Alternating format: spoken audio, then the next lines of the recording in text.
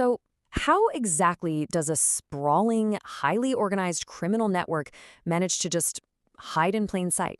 I mean, think about the places you visit literally every single day. The highways you drive on, the budget hotels you might pass by, even the online platforms where you scroll. What if, right beneath the surface of that completely ordinary American landscape, an invisible economy of human exploitation was operating right under our noses? Well, it actually is. Beneath the surface of everyday life, there's this hidden world. And today, we're doing an explainer pulling back the curtain on Operation Cross Country. It's this massive, real-world FBI investigation into the trafficking of vulnerable minors. We're going to see exactly how federal agents map the invisible, how they hunt the untouchable, and ultimately, how the missing are finally found. Let's start with part one, missing in plain sight. Now, at first glance, these tragedies rarely look like a coordinated conspiracy, right? On day one, maybe local police take a report of a runaway teen. It's absolutely tragic, but it's usually considered an isolated incident.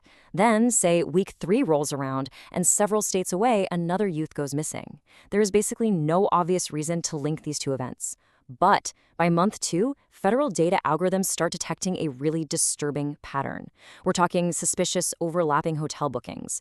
So what local precincts originally viewed as just isolated runaways, well, it actually turns out to be the faint pulse of a much, much larger machine. And here's where the perspective shifts. Bound by city limits and county lines, local authorities naturally saw separate, scattered tragedies. But when federal investigators took a step back to look at the macro-level data, this terrifying reality just crystallized. They realized they weren't chasing individual, unrelated perpetrators. No, they were hunting a sprawling, highly coordinated network of exploitation. Which brings us to section 2, tracing the hidden network. So how do you map a ghost network? You definitely don't start by kicking down doors. You watch the data. Investigators began connecting these seemingly invisible dots using digital breadcrumbs, making absolutely sure they didn't tip off the perpetrators. They're looking for overlapping online contacts on social media. They're flagging shared hotel bookings that are being funded by the exact same untraceable cards. They even tracked consistent transportation routes, moving victims along interstate highways. And they matched the specific language, the vernacular, used in illicit online ads across totally different states. But you know what investigators didn't know yet? Just how deep this rabbit hole really went. These early clues, these digital breadcrumbs we just talked about, they were literally just the tip of a massive criminal iceberg hiding right there in everyday locations. And the deeper they dug, the more they realized that taking this whole thing down was going to require a level of coordination we've rarely seen.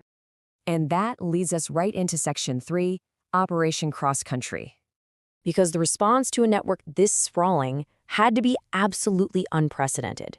Operation Cross Country wasn't just some single raid on a single night. It was this monumental, unified strike force led by the FBI, and it merged state and local law enforcement across multiple jurisdictions. The strategy was pretty simple, but honestly staggering in its scale. Strike the network everywhere at exactly the same time, making sure these perpetrators had literally nowhere left to run.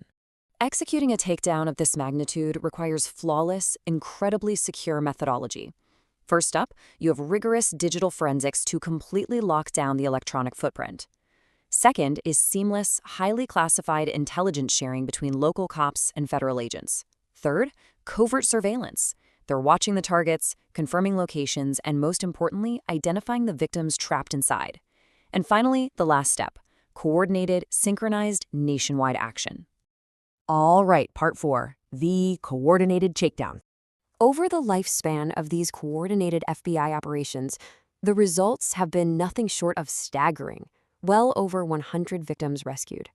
And we really need to remember, these aren't just abstract data points on a whiteboard somewhere. We are talking about children, teenagers, highly vulnerable individuals who were pulled out of an actual living nightmare in one sweeping, synchronized action. When you really think about it, the sheer scale of it all is just devastating. But the physical rescue, that's really only half the battle.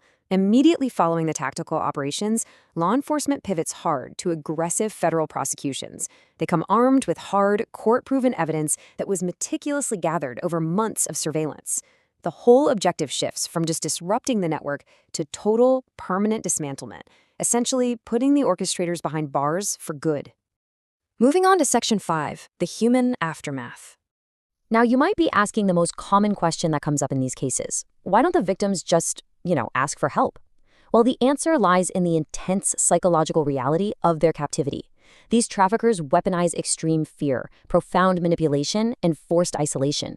They systematically break down a victim's trust, convincing them that law enforcement is actually going to arrest them, or that their own families will abandon them. It's this psychological control that traps them in plain sight, and it makes their extraction incredibly delicate. As the quote says, these aren't just case files. They are highly vulnerable human beings. And that truth remains long after the tactical teams pack up their gear, the news cameras leave, and the victim services step in to begin what is often a years-long process of healing and rehabilitation. Finally, let's look at Section 6, Recognizing the Warning Signs. The hard truth is that law enforcement just cannot be everywhere at once because these networks operate in totally ordinary environments. We're talking shopping malls, local diners, budget motels.